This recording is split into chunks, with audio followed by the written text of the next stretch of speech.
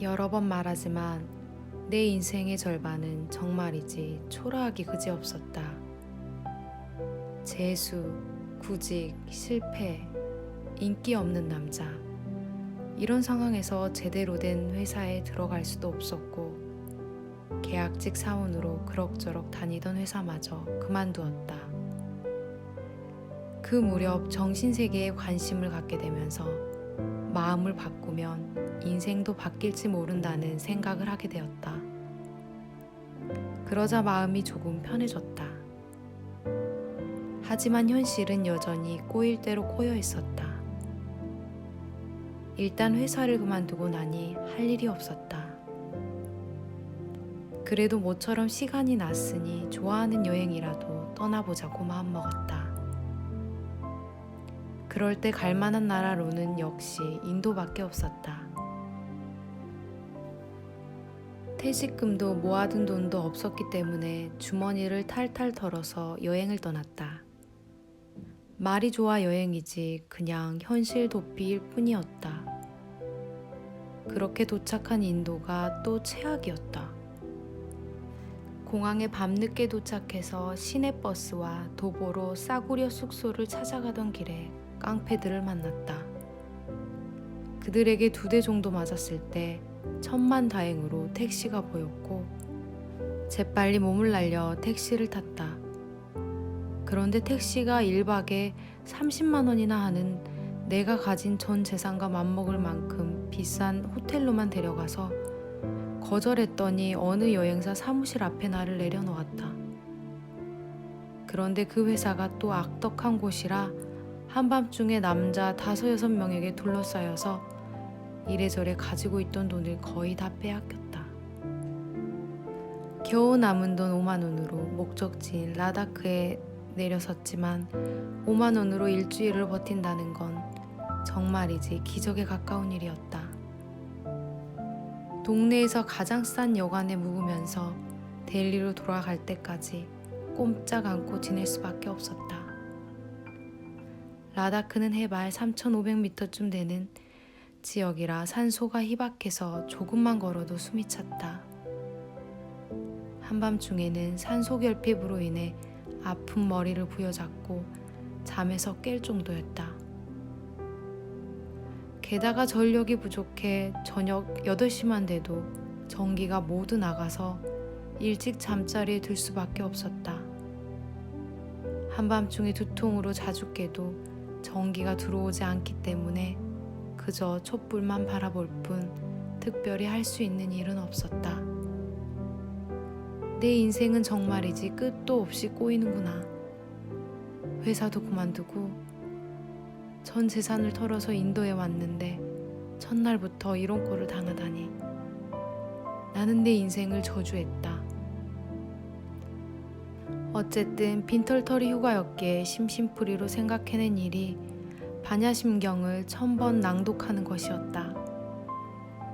5일 여정이었으니 하루 200번씩 낭독할 수 있었다.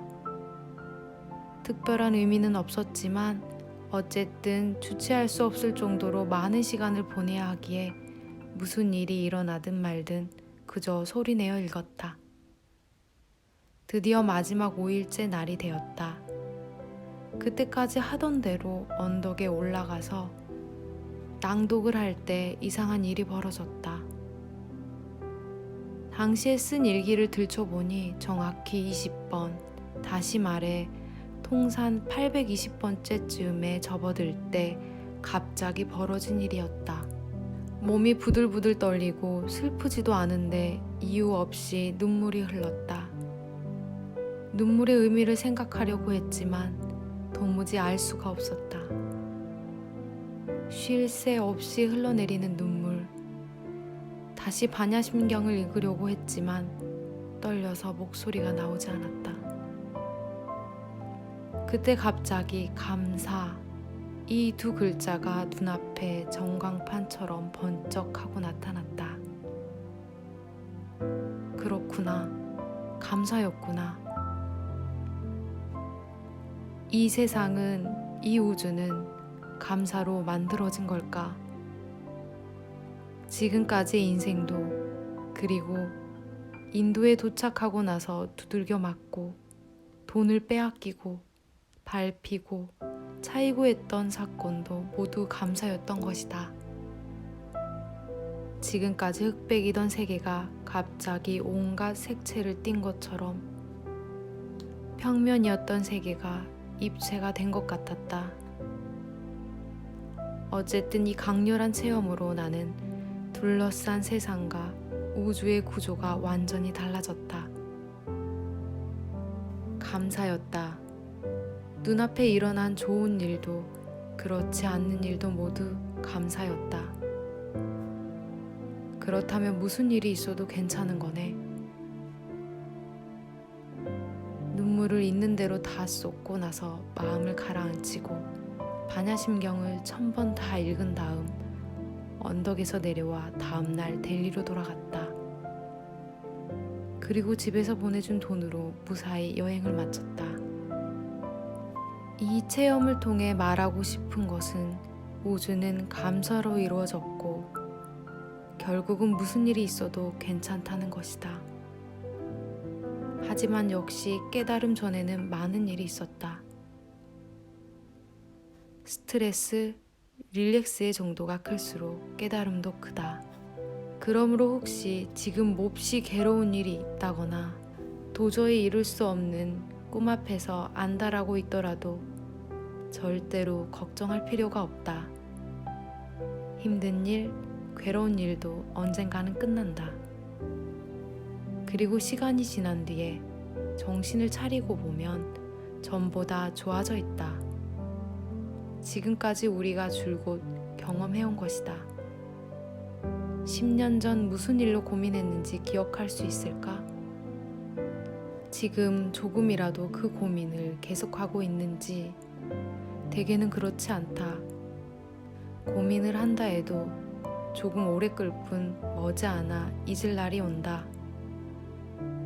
그리고 잊을 때쯤이면 틀림없이 그때의 나보다 더 성장해 있다. 그러니까 지금 힘들어도 괜찮다. 머지않아 잊을 테니까. 소원이 이루어지지 않아도 괜찮다. 머지않아 이루어질 테니까. 그보다는 지금을 깊이 음미하라고 말하고 싶다. 내 인생은 확실히 30대 초반 무렵까지는 되는 일이 없었지만 딱 하나 스스로 칭찬해주고 싶은 게 있다. 그것은 내가 내 인생을 매우 소중하게 여겼다는 점이다. 월급이 쥐꼬리만한 회사에 들어간 것도 내가 소중했기 때문이다. 나를 좋아했기 때문이다. 4년 반 동안 근무하면서 죽을 만큼 힘들었지만 열심히 했고 그러다 문득 내 인생이 너무 가혹하다는 생각에 퇴직한 것도 내가 소중했기 때문이다. 인도에 간 것도 그렇다. 어쨌든 움직이고 싶었다. 움직이는 한 무슨 일이 생기지 않을까 해서. 10년 동안 하루도 빠짐없이 블로그에 글을 올린 것도 그렇다. 글을 쓰다 보면 뭔가 일어나지 않을까 해서. 모두 나를 소중히 여겼기 때문이다. 집안에 틀어박혀서 불평만 쏟아내는 인생은 자신을 조금도 소중히 여기지 않는 것이다. 내 가능성은 이것보다 훨씬 크다. 지금 생각하면 역시 움직이면 움직인 만큼 뭔가 일어난다. 우주는 에너지 등가라고 말했는데 조금이라도 움직이면 그만큼 주변도 움직인다. 그렇다면 무엇인가 변한다. 이렇게 움직이다 보면 이거구나 하고 깨달을 때가 온다. 그것이 내게 인도에서 깨달은 점이다. 귀국한 뒤에도 많은 일이 있었지만 지금 이렇게 여러분에게 메시지를 전하고 있다. 정말 기적이다. 그러니까 움직여라. 인생을, 지금을 깊이 음미하라. 도전하라. 물론 도전한다고 해서 반드시 잘 된다는 보장은 없다. 하지만 우주의 목적은 여러분을 일시적으로 성공하게 만드는 것이 아니라 성장시키는 것이다.